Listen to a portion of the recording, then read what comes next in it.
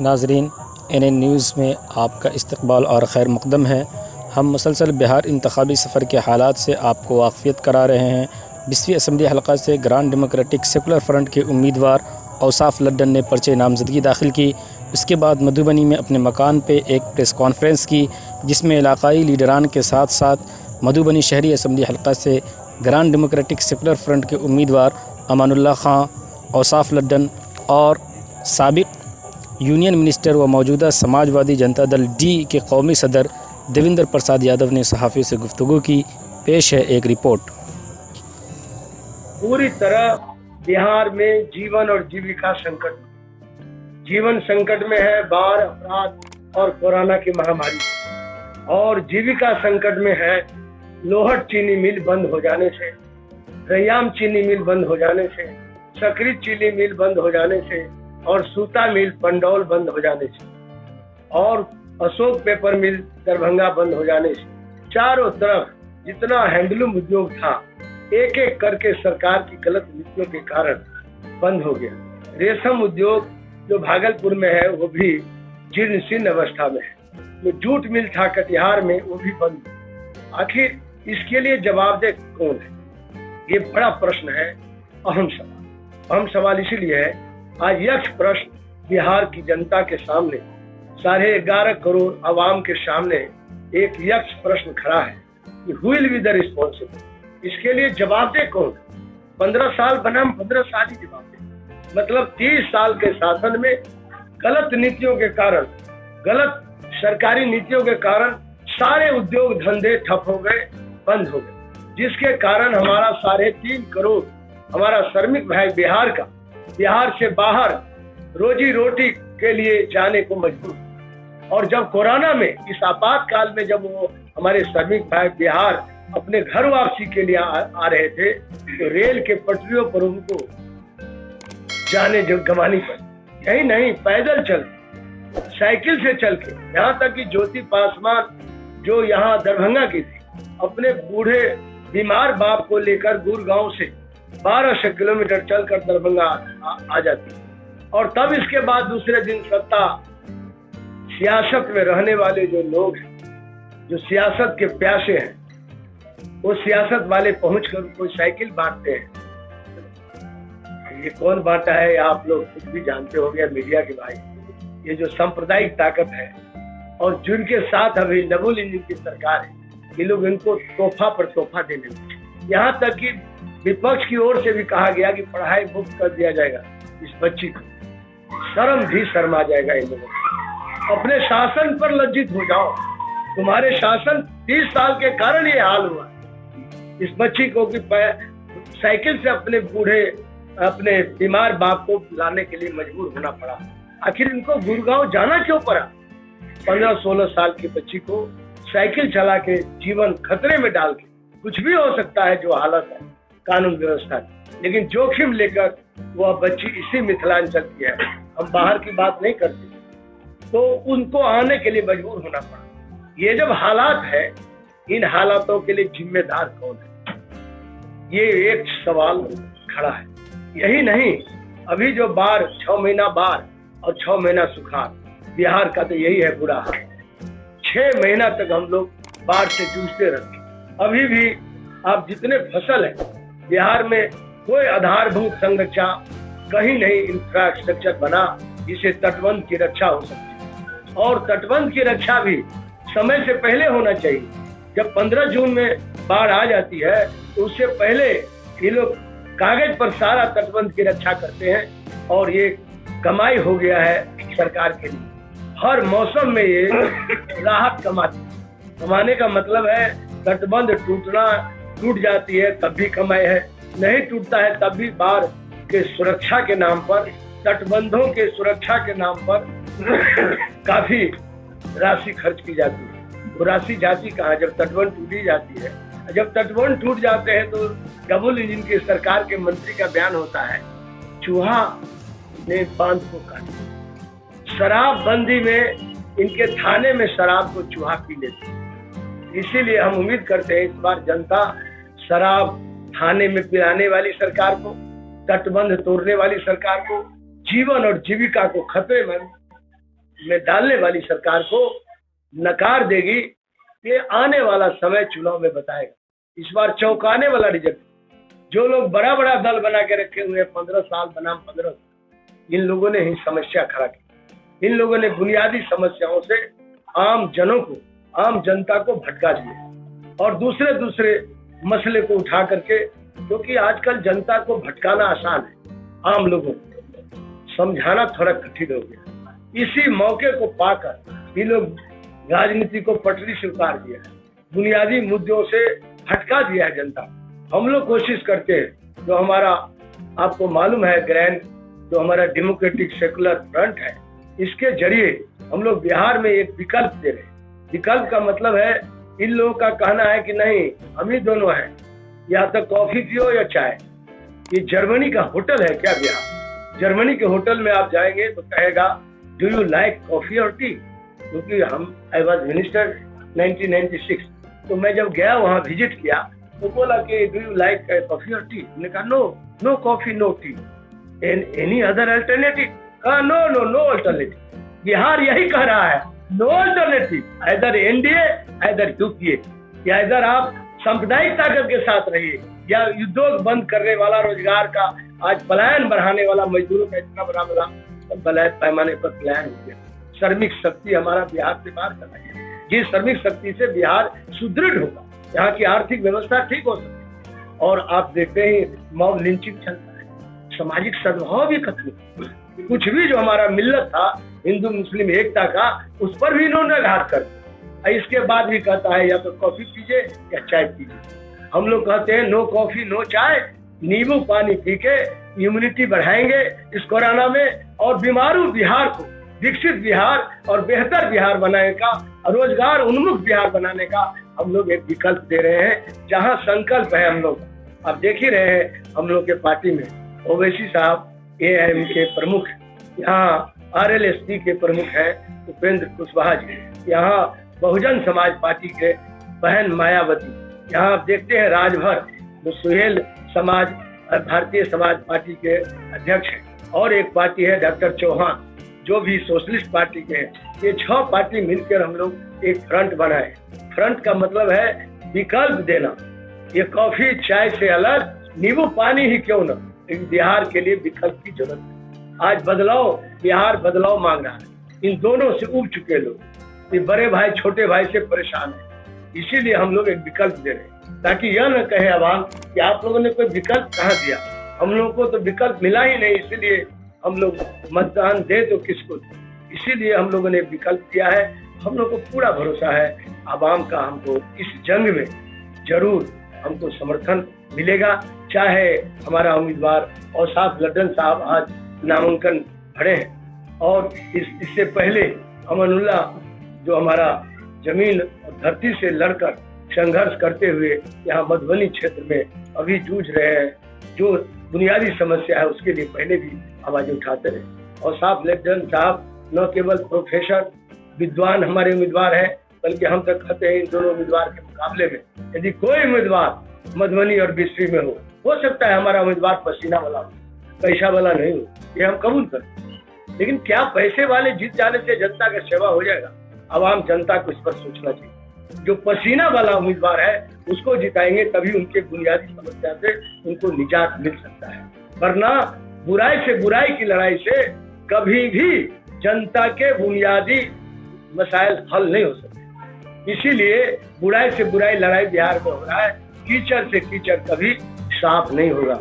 जब भी कीचड़ साफ होगा तो पानी से, साफ पानी से होगा। हम लोग पानी का एक धारा दे रहे हैं जनता के आवाम की सेवा में। हमारे दोनों उम्मीदवार शानदार उम्मीदवार हैं। हमारे दोनों उम्मीदवार पर कोई आपराधिक मुकदमा नहीं है। हमारा दोनों उम्मीदवार ऐसे हैं जो जनता से जुड़े हुए। इसीलिए हम तो कहते हैं हिम्मत हो, विपक्ष हो चाहे डबल इंजन की सरकार हो, ये चैलेंज करे कि वो लोग अपराधी को, माफिया को टिकट नहीं दे रहे हैं, या पैसा वालों को नहीं देकर जनता में रहने वाला काम करने वालों को टिकट दे रहे हैं। मधुबनी में कैसे टिकट आया है तो आपको मालूम है। हम उस दिन बोले थे नामांकन, कैसा कैसा जनता का सेवक आ रहा है।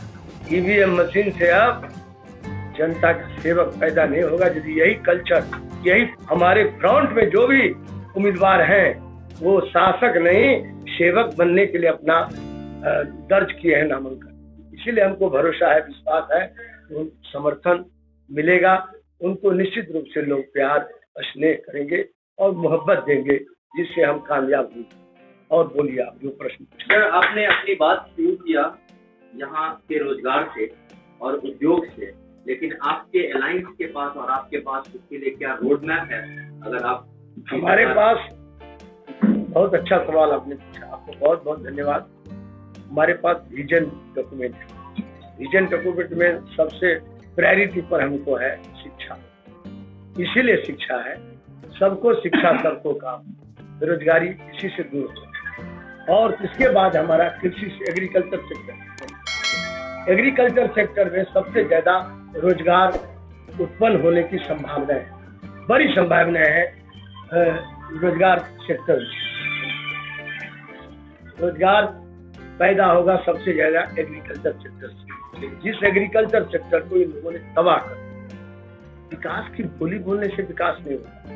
विकास के लिए रोड मैप बनाना होगा, विकास के लिए एक वर्किंग कार्य योजना दिखाना। ये लोग विकास की बोली बोलते हैं, अब विकास के कोलाहल में गरीबों की आवाज दबाते हैं। हम लोग ऐसा नहीं करेंगे। हमारे पास, हमारे फ्रंट के पास सबसे पहला रोजगार, हम रोजगार के लिए शिक्षा को महत्व देंगे, क्योंकि शिक्षा, इसके बाद एग्रीकल्चर, कृषि सेक्टर जो सबसे पीछे।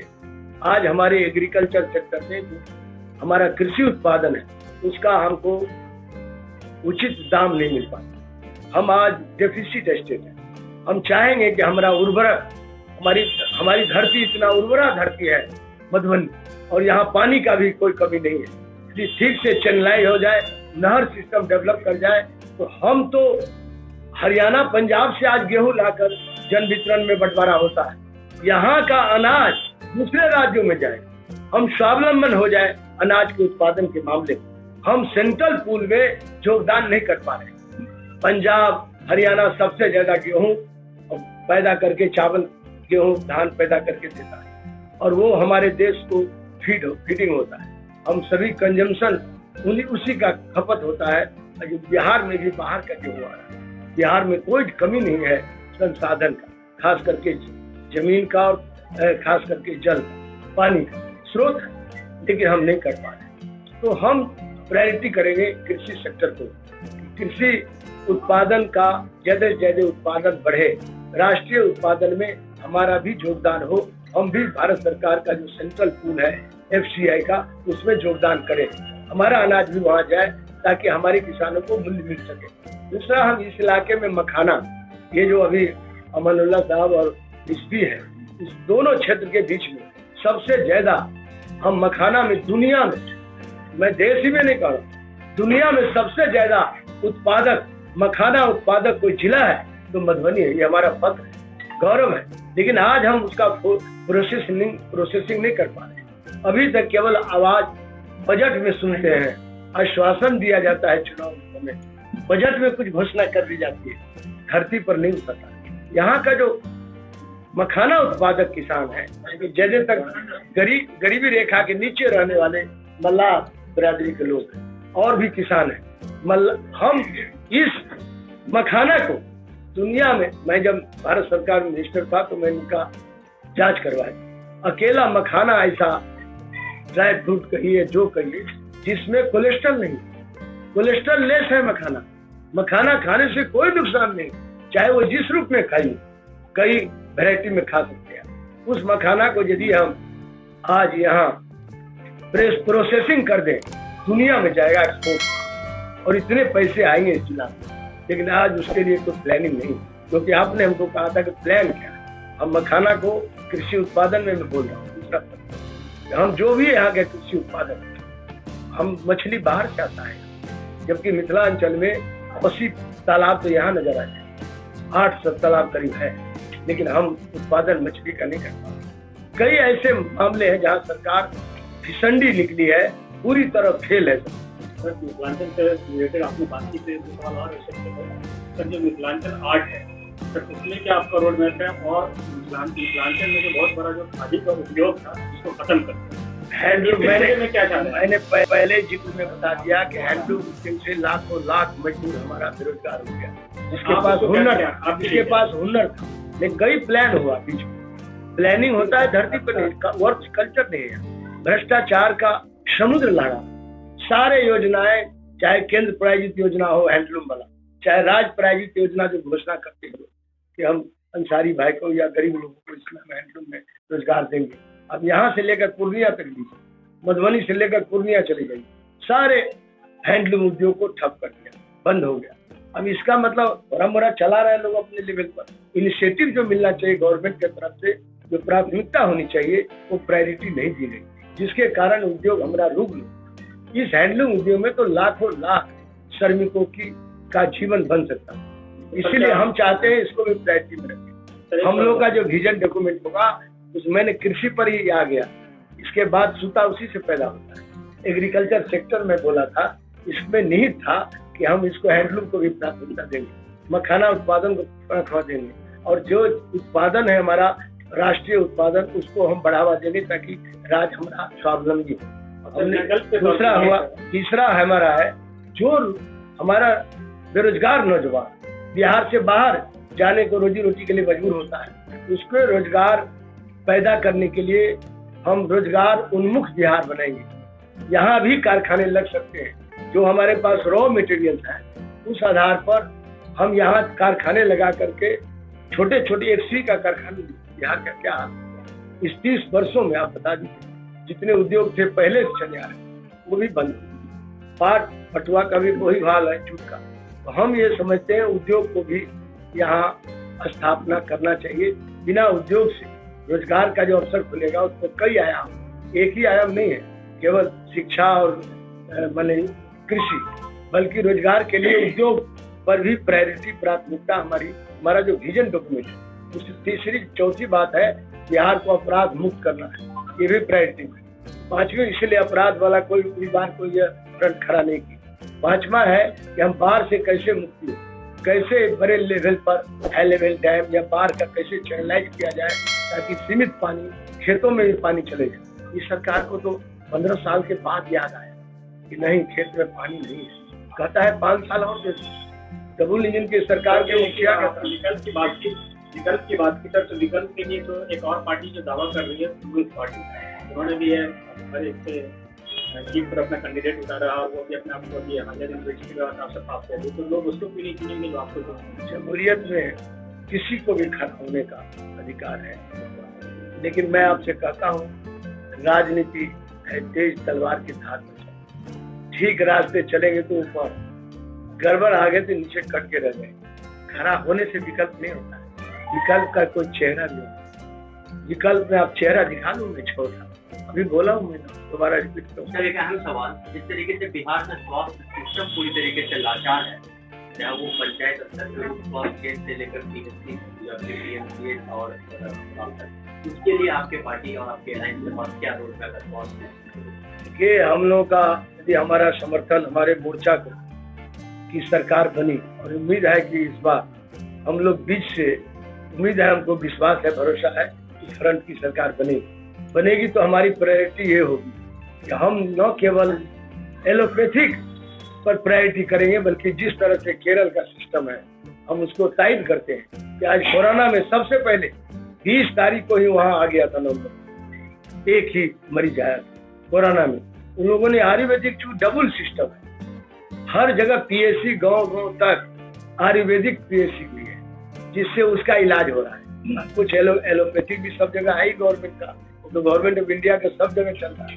ये योजना में हम डबल दोहरी लाइन चलाएंगे, क्योंकि आयुर्वेदिक भी हमारे देश की परंपरा का इलाज सनातन चला रहा है।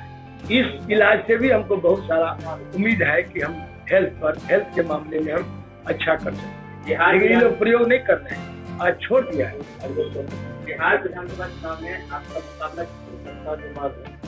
जनता तय करेगी कि हम पहला, हमको बहुत लोग कहता है तीसरा मोर्चा है क्या, जैसे आपने कहा, नाम नहीं लेंगे उस पार्टी का, ये अवाम तय करेगा कि हम पहला मोर्चा है कि दूसरा है कि तीसरा है। ये तो मैंडेट उनके हाथ, जनमत उनके हाथ, इसीलिए हम कोई पहला दूसरा तीसरा हम तय नहीं करते, ये आवाम तय करे, जनता तय कर देगी, हमको मैंडेट दे देगी, हम पालन करेंगे। इसीलिए वो तो पब्लिक के हाथ। तो युवाओं के रोजगार के लिए क्या? मैं अभी तक तो रोजगार पर ही बोल रहा था कि अभी 46% नौजवान बिहार में बेरोजगार है। इतना बेरोजगार किसी स्टेट में, किसी सूबे में नहीं मिलेगा जितना बेरोजगारी यहाँ है। क्योंकि यहाँ तो मैंने आपसे कहा कि शिक्षा को चौपट कर दिया जाए, रोजगार जहाँ से पैदा होता है कृषि सेक्टर को समाप्त कर दिया, तो यहाँ रोजगार पैदा